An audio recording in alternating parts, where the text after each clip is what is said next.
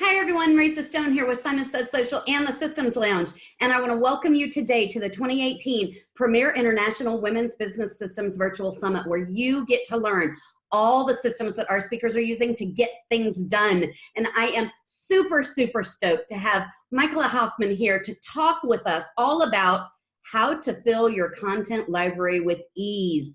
Now, this is something that many of you may not ever have even thought of, but let me tell you, she's going to enlighten you in this session, and I'm so excited. So let me tell you a little bit about Michaela. She dreams of creating a world full of inspirational women running businesses, teaching girls to code, crafting beer on draft, all kinds of really cool businesses. She is passionate about helping women entrepreneurs position themselves as the expert, authentically create connections with their dream clients, and ultimately increase their visibility online.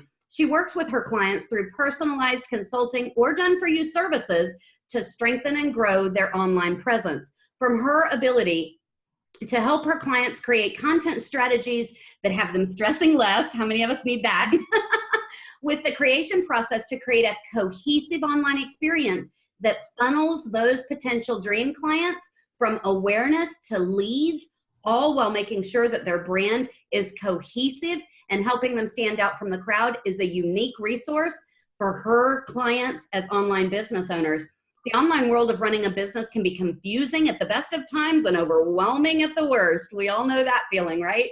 With a focus on strategy and action, though, you'll never feel alone or stuck. As a brand designer, web developer, certified content marketing specialist for women entrepreneurs, Michaela specializes in helping her clients tie all the marketing pieces of running an online business together strategically to generate more leads for their online business. Michaela, I'm so excited to have you here. Welcome to the summit. Thanks. I'm really pumped to be here. That was quite an introduction. I love it. Thank you. I'm super excited to talk about this because this is one of those things that a lot of people get caught up on, right? Yeah. Oh my gosh, I've got to create all this stuff. So let's dive right in and let's kind of begin at the beginning. What are we really talking about when we're talking about a content library? Okay, so way back when I started running my online business and doing all this stuff, I was creating every single piece of content I needed to put out as I needed to put it out. And I would get to places where, like, I'd be at the grocery store and I'd realize that I didn't schedule a post, I didn't have anything prepared, and I would either not post something, or I would just post whatever was on my mind, and it didn't really support my goals. Right. Because everything I want to put out, all of my content, is helping me further reach my goals of attracting the right people and getting everybody onto, my list or build relationships with them. And so that wasn't really supporting that. Yeah. And I don't remember where I saw it or whatever, but I was like, why don't I start putting all of the content I'm doing in one spot, so it makes it super easy to pull out when I need to post something on social media, or when I need to repurpose, or when I need to even create something new. I've got all of this content that I've worked really hard to create, and I wasn't leveraging it more than once. Right. I was putting it out. I was letting it sit there and go by. And, I was afraid, I know, and a lot of people share this fear, that they put stuff out there online, and if they ever use it again, their audience is going to know, they're going to judge them. They're going to, they're going to be like, I saw that. But in reality, that's not what it's like at all. I mean, really quickly, I think 2 weeks ago, I didn't have time to write my newsletter for my email list. And so I went back in my archives and I picked one that was similar to what I was talking about. And I dropped it in and I tweaked it a little bit and I sent it out. And somebody who I'm friends with in real life that I know watches my stuff like a hawk was like, this is awesome. And she'd already seen it before. And so if that person doesn't recognize that they've seen it before, you should definitely be leveraging that in your business, because it'll save you a lot of time. It takes a lot of the stress away. And, what you're putting out is leading towards your goals. Yeah. And you make so much sense when you say that, because so one of the things, my background is developmental neuropsych. And one of the things that our cognitive professors always droned into our head was it takes the brain being exposed to something at least 21 times before it truly clicks. And you can see this every single day in these major, conglomerates that have these big marketing budgets. So let's just take the movie industry, right? Yeah. They start promoting a movie a year in advance from when it's going to become available, because they know they pay the big bucks to these advertising companies, because they know that I'm going to have to see it that many times in order to be, in order for it to click and for me to want to, do something with it. And so it makes so much sense when you say, oh, I pulled something from a year ago, and everybody's like, oh my gosh. It's because people are busy. They don't have time these days. And the lifespan of a post is so much shorter than you would imagine it to be. Exactly. And so when I realized that, I started putting content in my library. And one of the things that I did to build it easily was I went back and I looked at all my content that I had posted previously. Mm-hmm. And I started pulling the best stuff out, the stuff that got a lot of engagement, the stuff that got a lot of likes, the stuff that I really connected to. And I dropped that in there. So I had, from day one, I had content to pull, and I started creating that space in my, my week, my day. If I didn't have time, at one point I was taking one whole week off from content creation and repurposing older stuff so that I would have time to fuel that creativity again.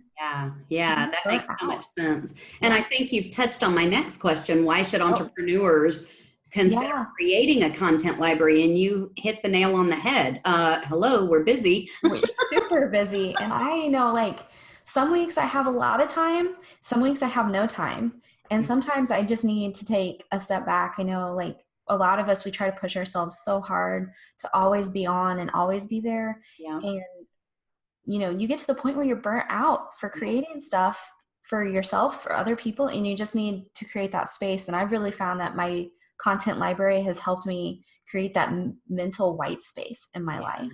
Or when I go on vacation, even, like, I don't have to worry about it. Yeah, that's fabulous. I love that. I want to go on vacation. I don't have to worry about it. Okay, so let's talk the types of content. What types of content should we be putting inside a content library? So I really believe that you can put any kind of content that you use inside your content library. You just may store it a little bit differently depending on what kind of content it is. Right. But if you do video content, there's a way that you can get that.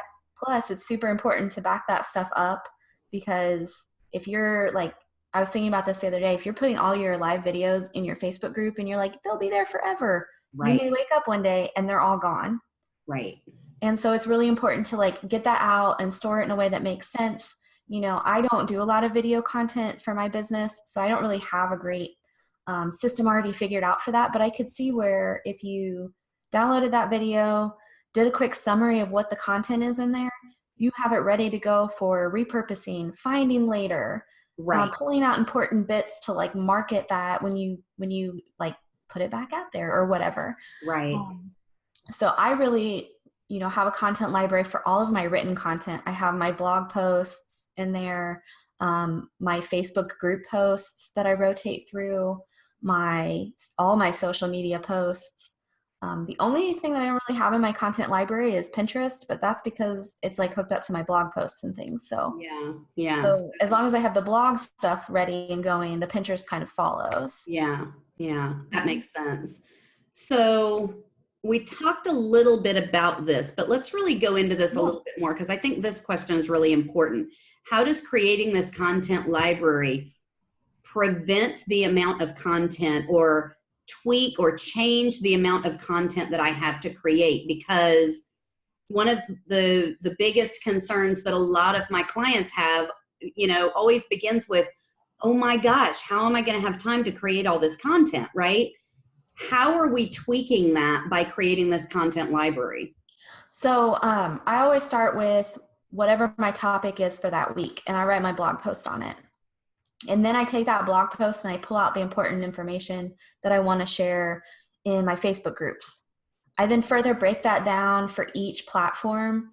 So, like, on Twitter, I have to get to 140 characters. Right. So, like, I pull out, like, this an important headline or something from those posts that are going to engage with my audience and get people to, like, want to know more about me. And so instead of creating a blog post, 5 Facebook group posts, a daily post for Facebook and Instagram and Twitter, I'm taking that one piece of content and repurposing it into multiple like avenues. Nice. And so it does take time to like pull out the important bits and maybe write or remove things, but I save a lot of time because I'm not trying to come up with something new to post for every single thing. All time. Yeah. And And that's huge, having that extra, I mean, because you're right, it takes a little time on the front end to go into that piece of content and pull things out and repurpose, but you're not, I mean, how many platforms are we talking about a different piece of content on, right? You're not doing every single piece as a separate entity. And so, yeah, and not only that, but you're extending your reach on that one piece that might have some really crucial information for your audience. Yeah. So that's another really leveraging that one piece of content. And like, you know, and I know, like I said before, I don't do a lot of video content, but I could totally turn that blog post into a video thing and then pull out audio files. And so there's so many things you can do. You don't have to always start over from scratch. Right. And like when you have it all organized in your content library, it makes it really easy to see like what you can do with things. And even building out like freebies and stuff. Some of my best freebies have come from a blog post I turned into a Facebook group post, and people are like, I need a resource for that. Yeah. And so, I mean, it's a great way to stay organized with your content in general. Yeah. Keeps you on top of it. So how many pieces of content should I strive for inside my content library? Or is that something I even need to think about?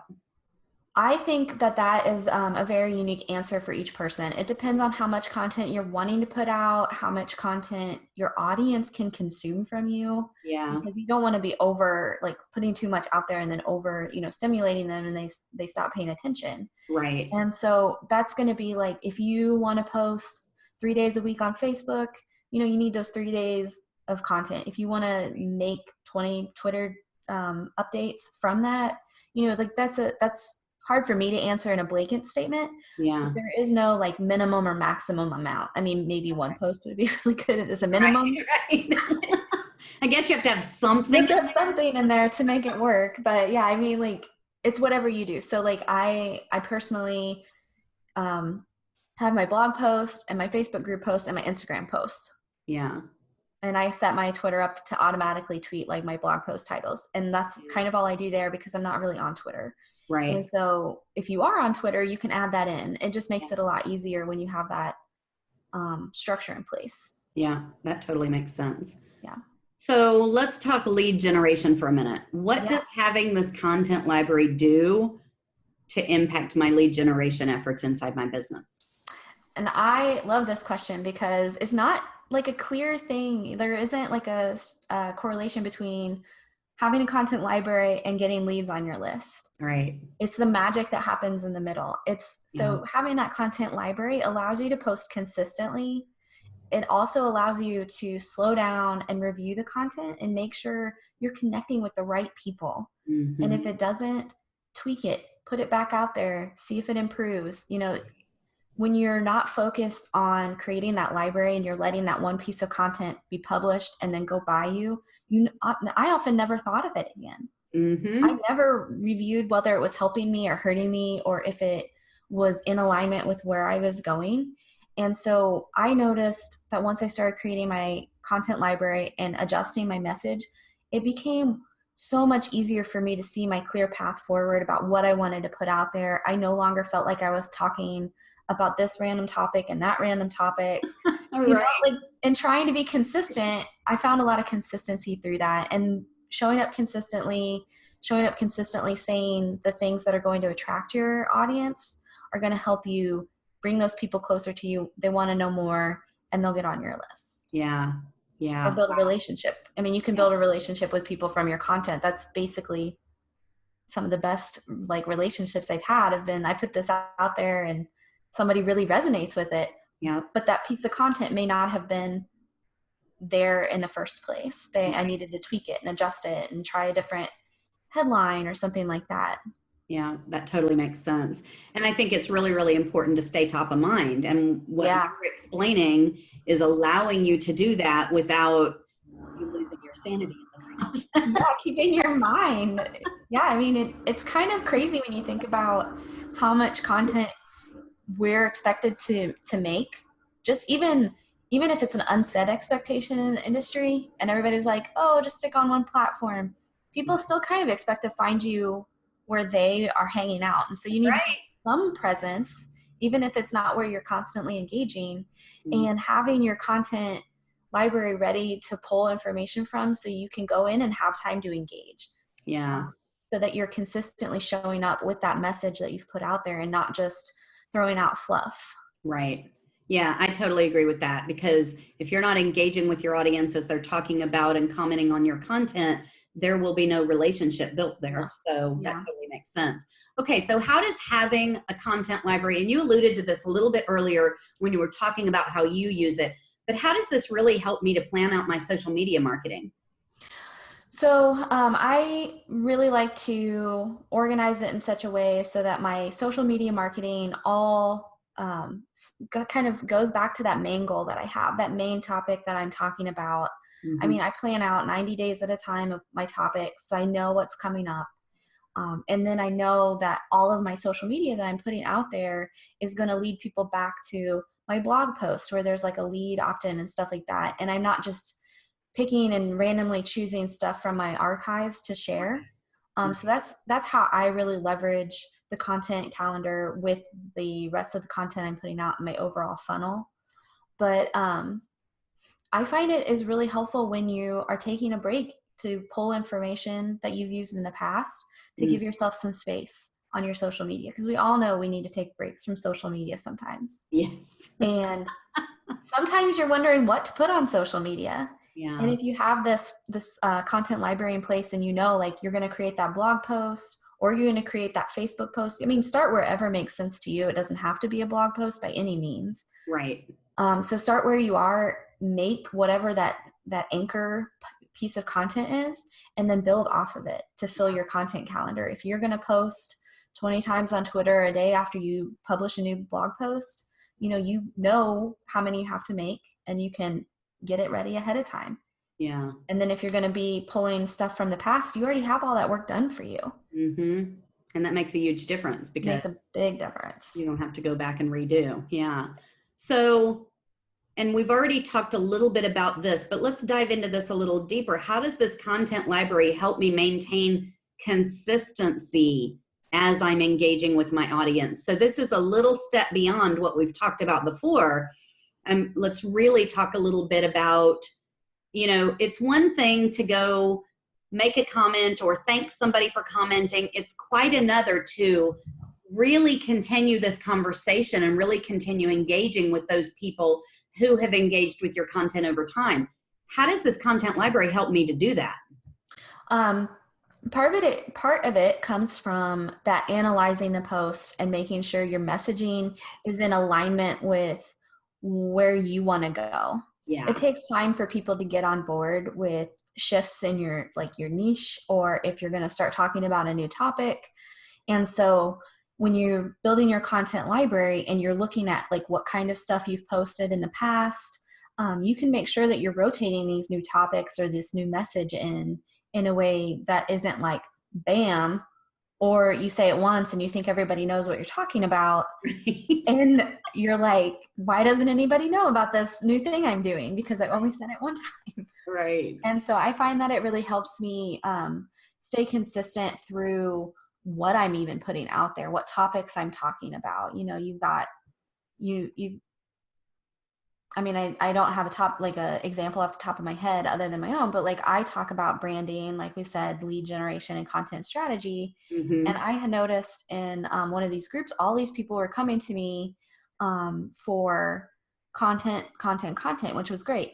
But then they'd be like, I didn't even know you did branding. Yeah. And I'm like, oh, because I wasn't rotating through my stuff, and because I was really leveraging that content, because that was what people were asking about. Asking for. Right. I really wasn't consistent in bringing that stuff about branding to the front and about how I could apply brand strategy to stuff. So That that's, makes so much sense. yeah. Yeah. Wow. Wow, this has been a ton of information and absolutely amazing. And unfortunately, we're coming to the end of this interview, which is crazy because I feel like we haven't been talking that long. Um, I know we're going to dive much, much deeper in the next segment, but is there anything else that we need to know now about how to fill your content library with ease? I mean, really quickly, I cannot, make it as important as it needs to be in this conversation, but going back and looking at what you've already put out there, even if you've just started, you have posts and posts and posts that can be such an inspiration. And so finding that like first pieces of content to fill your content library when it's blank and it's super overwhelming, go back and look at what you've already done and build from there. Yeah. Because just because you've posted, as you said earlier, doesn't mean you can't repost it, guys. Yes. It doesn't mean that it's not going to be as effective. I mean, sometimes I post something in one group and I waited 6 months. I posted it again. It did so much better because audiences are always changing. Yep. And audience, like who's paying attention is always changing. And you might post, but you might not have the like awareness level that you need for people to slow down in social media and read your stuff that first time. Yeah. Another So thing I find is that my audience evolves out of things. So just yeah, somewhere, once they've consumed that piece and they've learned it and they've applied it to their life, now they need something else. So you'll find that a lot of times, as we all do, right? We're all constantly evolving in our world. Your audience will also evolve out of things. So yeah, that's so funny because I have like what I would call like my beginner level content. yes. And then I was like, oh, these people already know this stuff. And then I was like, this is my intermediate level content. Yeah. And so like, I can even see now how I've evolved through my content library as a business owner. Yes, totally. I agree with that. Wow, this has been absolutely amazing. Before we let you go, how can people reach out to you? Perhaps if they want to pick your brain about filling their own content library, access some of your resources, or maybe even work with you. How can they reach out to you? So you can come to my website. It's michaelahoffman.com. And you spell that just Michael with an A on the end, Hoffman. And that has links to my blog, my free resource library, some additional resources for lead generation, as well as a place that you can schedule a call to get on the phone with me.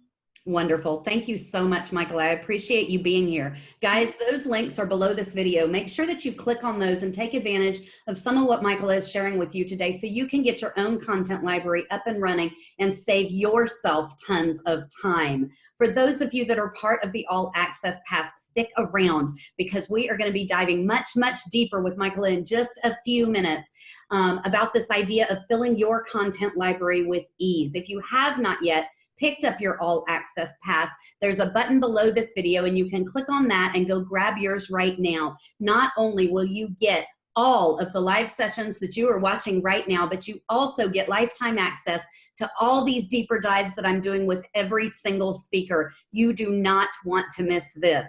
Michael, thank you so much for being here. I really, really appreciate all you've shared. And guys, we will see you inside the All Access Pass. Bye, everyone.